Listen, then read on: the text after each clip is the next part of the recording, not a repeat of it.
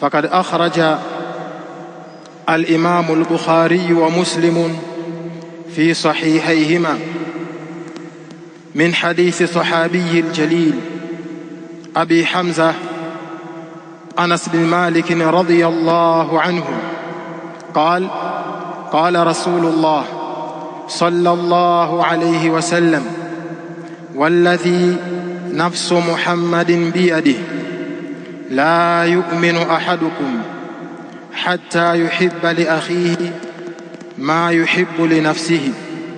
وجاءت الزيادة عند الإمام النسائي بسند صحيح أن النبي صلى الله عليه وسلم قال: لا يؤمن أحدكم حتى يحب لأخيه ما يحب لنفسه من الخير. amepokea al-Imam al-Bukhari na Muslim hadithi ya sahaba mtukufu Abi Hamza Anas ibn Malik radhiyallahu anhu kwamba amesema Mtume sallallahu alayhi wasallam: la yu'minu ahadukum walladhi nafsu Muhammadin biyadihi, na apa kwa yule ambaye nafsi ya Muhammad ipo mikononi mwake.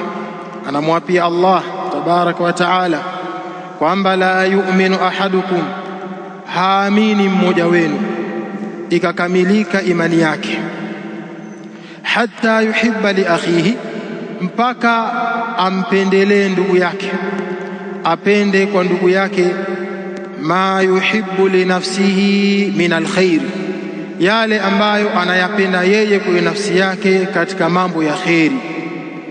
Akiwa hivyo ndipo ambapo imani yake itakuwa imekamilika. Famaana hadha alhadith min shikkin akhar, maana hadithi hii kwa upande mwingine ni kwamba la yu'minu ahadukum hatta yakrahu ala akhihi ma yakrahu ala nafsihi min ash-sharr, haikamiliki na kuwa kamili imani ya mmoja wenu mpaka achukie juu ya ndugu yake yale ambayo anayachukia yeye kwa nafsi yake katika mambo ya shari. Fahadha alhadithu alazim aslun kabirun min usuli hadha ad-din alqawim liman tadabbarahu wa amila bimuqtadahu, wa hadha azimu ma an'ama Allahu bihi alayna wa ala an-nas walakin akthara an-nasi la ya'lamun.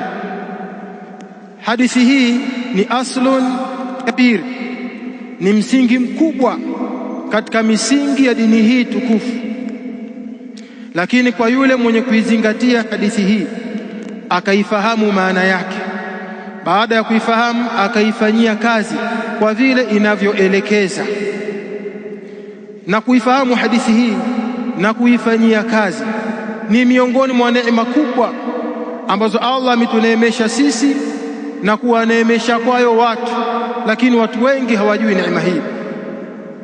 Faya abdallah wa ya amatallah la yablugha ahadun kamala al-iman hatta yatahalla bihadha al-asl al-azim.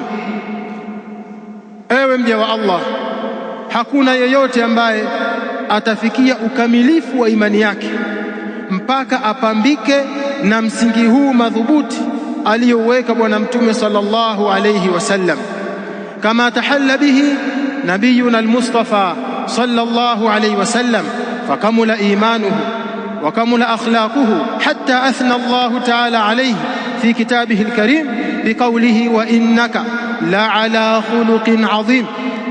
Kama ambavyo amepambika na msingi huu Bwana Mtume sallallahu alayhi wasallam, kwa muktadha huo ikakamilika imani yake, ikawa ni kamili, na tabia yake ikakamilika, mpaka Allah akamsifia Mtume sallallahu alaihi wasallam akimwambia wa innaka la ala khuluqin adhim, hakika wewe Muhammad uko juu ya tabia tukufu. Akawa Mtume sallallahu alaihi wasallam yuhibbu li ashabihi bal wa li ummatihi ajma', akawa Mtume anapenda kwa masahaba zake bali anapenda kwa umma wake wote yale mambo ya kheri ambayo yeye anayapenda katika nafsi yake. Hivyo hivyo akawa anachukia umma wake kusibiwa na chochote katika shari, kama ambavyo yeye hapendi kusibiwa na shari yoyote katika nafsi yake. Na haya yako wazi katika matendo ya Bwana Mtume sallallahu alaihi wasallam. Faqama bitaalimi hadhihi al-umma, ndipo akasimama katika kuufundisha umma huu jamia khairai dunya wal akhirah, khairi zote za duniani na akhira, bali akautahadharisha umma na kila aina ya shari duniani mpaka akhira. Hatta tarakana ala albayda min ad-din, mpaka Mtume akatuacha katika mwangaza mweupe katika dini hii tukufu. Lailuha kanahariha, usiku wake ni sawa na mchana wake, kwa ule mwangaza na nuru ya dini hii tukufu ya Kiislamu. La yazighu anha illa halik, hakuna mwenye kupotea katika dini hii kwa namna alivyoifikisha Bwana Mtume sallallahu alaihi wasallam isipokuwa yule mwenye kuangamia.